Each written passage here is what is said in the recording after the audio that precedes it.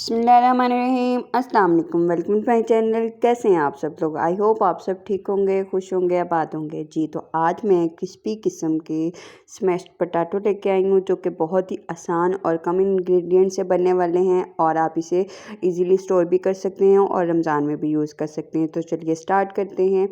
तो सबसे पहले यहाँ पे मैंने लिए हैं छोटे छोटे साइज़ के आलू, ठीक है। उनको मैंने अच्छे से वॉश कर लिया था और वॉश करने के बाद हम लोग उसकी स्किन जो है उसको पील करना है। स्किन को हमने रफली पील करना है कि उसके ऊपर वाले जो छिलके हैं वो ही उतरे, ठीक है। तो उसको पील करने के बाद इसको हम लोगों ने आधे आधे काट लेने हैं। अगर आपके पास इससे छोटे छोटे साइज़ के पोटैटो हों तो आप उसे फुल ही रखिएगा, ठीक है। तो इनको काटने के बाद यहाँ पे मैं गर्म पानी लूँगी काफ़ी सारा और इसमें कर दूँगी इसे बॉयल ऑलमोस्ट 10 मिनट के लिए, ठीक है। और इसमें मैं ऐड करूँगी तकरीबन हाफ़ टेबल स्पून जो है नमक, ठीक है। नमक के ऐड करने के बाद यहाँ पे इसको हम बॉयल होने के लिए रख देंगे और दूसरी साइड पे हम इसकी मेयोनीज़ जो है या फिर आप समझे चटनी जो है वो हम सॉस बनाएंगे, ठीक है। तो सबसे पहले यहाँ पे मैंने लिया है 2 टेबल स्पून मेयोनीज़ और साथ ही 2 टेबल स्पून यहाँ पे मैं मिल्क लूँगी। यहाँ पे आप लोग इसके बाद 1 टीस्पून जो है या टेबल स्पून जो है मैं ऐड करूँगी इसमें चिली सॉस, ठीक है। इनको हम लोगों ने अच्छे से मिक्स करना है और मिक्स करने के बाद ये हमारी जो सॉस है वो रेडी हो जाएगी। तो यहाँ पे आप देख सकते हैं इसका कलर भी थोड़ा सा पिंकिश हो गया और साथ में बिल्कुल स्मूथ हो गया। तो ये हमारी सॉस रेडी हो गया। अब इसकी कोटिंग रेडी करूँगी। तो यहाँ पे मैंने लिया है 2 टेबल स्पून मैदा और हाफ़ टेबल स्पून जो है वो यहाँ पे मैं मेथी यूज़ करूँगी, ठीक है। इसके बाद हाफ़ टेबल स्पून कुटी लाल मिर्च और हाफ़ टेबल स्पून ही नमक। ये तमाम चीज़ें आप अपने टेस्ट के मुताबिक ऐड करेंगे, जितने भी बेसिक स्पाइसी ऐड करूँगी।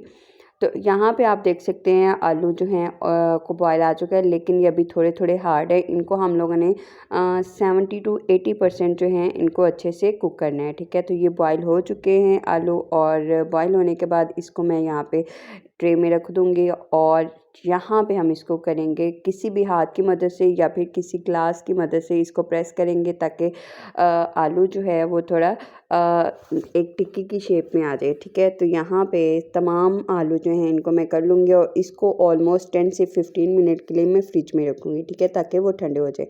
अब इसकी कोटिंग जो हमने रेडी की है उसको हम रखेंगे एक प्लेट में और इसके साथ अच्छे से कोट कर देंगे। आपके माइंड में अगर यहाँ पे ये आ रहा हो कि आप इसमें पानी ऐड कर सकते हैं तो पानी की एक लेयर बना के भी ये आप लगा सकते हैं, लेकिन यहाँ पे मैं इसे खुश्क ही लगाऊंगी। और इसके बाद एक एक करके मैं तमाम जितने भी हमारे पोटैटो थे उनको मैंने कर लेना है, कोट कर लेना है इस कोटिंग के साथ। और आप लोगों ने बिल्कुल हल्के हाथ से करना है, वरना आलू जो हैं क्योंकि वो 80% कुक हैं तो इसको हम लोग हल्के हाथों से ही करेंगे, वरना ये टिक्की जो है ये हमारी टूट जाएगी, ठीक है। तो यहाँ पे हम लेंगे इसको डीप फ्राई करूँगे बहुत ज़्यादा ऑयल और बहुत तेज़ आंच पे मैं इसको पकने के लिए रखूँगी, फ्राई होने के लिए रखूँगी, ठीक है। अगर तो आप लोग यहाँ पे इसे एयर फ्रायर में करेंगे तो वेल एंड गुड, वरना आप फ्राई भी कर सकते हैं। लेकिन बस सबसे बेहतरीन या आप एक टिप समझे तो वो ये है कि आप इसे हाई फ्लेम पे कुक करेंगे, वरना आलू जो हैं एक तो क्योंकि हमारी कोटिंग जो है वो इतनी वो नहीं है कि हम आलू को अच्छे से पकड़ रखें या फिर बाउंड कर ले।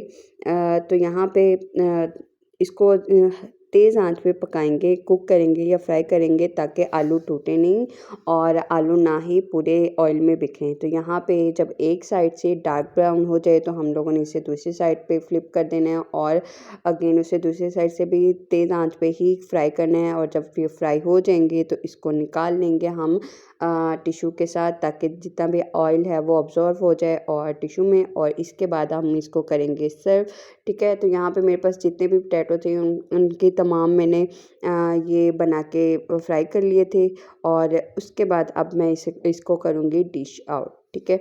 तो यहाँ पे आप देख सकते हैं कि ये बहुत ही खस्ता और क्रिस्पी किस्म के ये पोटैटो जो हैं ये बन के रेडी हो गए हैं और ऑयल भी इतना ख़राब नहीं हुआ क्योंकि सिर्फ मैदा था। तो मैदा जो एक्स्ट्रा था वो नीचे चला गया ऑयल को। आप इसे स्ट्रेन करेंगे और डेली बेसिस पे अगेन यूज़ करना स्टार्ट कर देंगे। तो अब यहाँ पे आप देख सकते हैं इसको मैं करूँगी डिश आउट और थोड़े से हरा धनिया स्प्रिंकल कर दूँगी और थोड़ा सा अनियन जो है वो भी स्प्रिंकल कर दूँगी और साथ में ही यहाँ पे मैं ऐड कर दूँगी लाल मिर्च हरी मिर्च, सॉरी लाल मिर्च नहीं। और इसके बाद यहाँ पे मैं थोड़ा सा चाट मसाला ऐड करूँगी। आप पे टोटली डिपेंड करता है कि आप थोड़ा ऐड करना चाहेंगे या फिर ज़्यादा। और इसको हम सर्व करेंगे अपनी उस सॉस के साथ जो हमने मेयोनीज़ के साथ बनाई थी, ठीक है।